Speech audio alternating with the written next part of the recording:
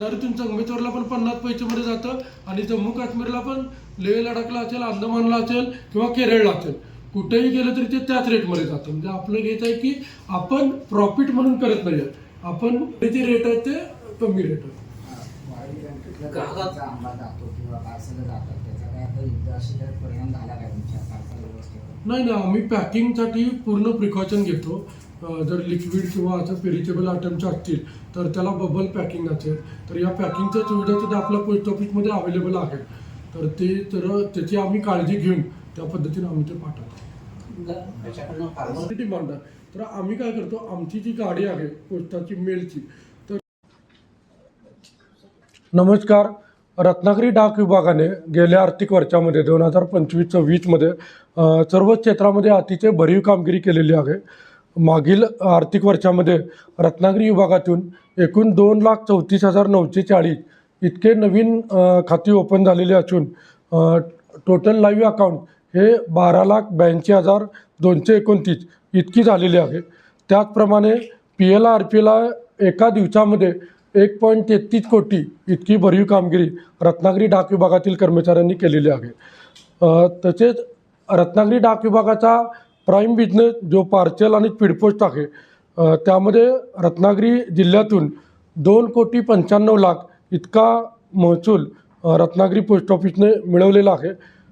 तसेच international mail 214 parcels हे वेगवेगळ्या देशामध्ये रत्नागिरी विभागाच्या प्रत्येक ब्रांच ऑफिस आणि सब ऑफिसमधून गेलेले आहेत.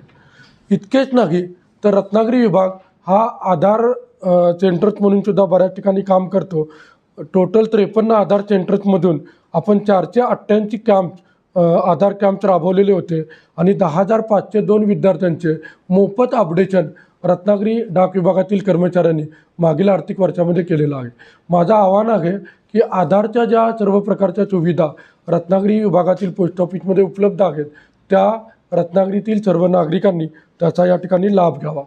याबरोबरच सध्या आंबा उत्पादकांचा जो विषय आहे की ग्राहक मिळवणं, तर फार्मर टू कस्टमर अशी एक कल्पना रत्नागिरी डाक विभागाने एक वेगळी कल्पना राबवलेली आहे आणि त्यातून आम्ही गेल्या वर्षी जवळजवळ 2,000 डझन आणि यावर्षी आमचा तितकाच आंबा हा पुणे, मुंबई, कोल्हापूर, सांगली या जिल्ह्यातील पोस्टाच्या ग्राहकांना पाठवण्याचा मानस आहे आणि त्यासाठी आम्हाला आंबा बागायतदारांचा भरघोस प्रतिसाद मिळत आहे. थँक्यू. US मध्ये 4 दिवसात जो पार्सल गेला ना, ग्रामीण भागातलं सुविधा आहे. फॉरेन कंट्रीज मध्ये ग्रामीण भागामध्ये पण आहे ते कमी वेळात ते थोडंसं संगमेश्वर चिपळूण तालुक्यातील ग्रामीण भागात म्हणजे कुर्दुंडा किंवा या ठिकाणी जे पार्सल्स आम्ही अमेरिका किंवा UK या देशामध्ये पाठवले होते ते 4 दिवसामध्ये इथून म्हणजे रत्नागिरी जिल्ह्यातून अमेरिकेमध्ये त्या ठिकाणी 4 ते 5 दिवसामध्ये पोहोचलेले आहेत आणि त्यामुळे मला वाटतं की पूर्वीपेक्षा आता अधिक जलद आणि कमी दरामध्ये पोस्ट ऑफिसचे पार्सल्स हे वेगवेगळ्या देशामध्ये जातात. त्यामुळे इंटरनॅशनल मेल याला आम्हाला भरघोस प्रतिसाद या ठिकाणी मिळत आहे.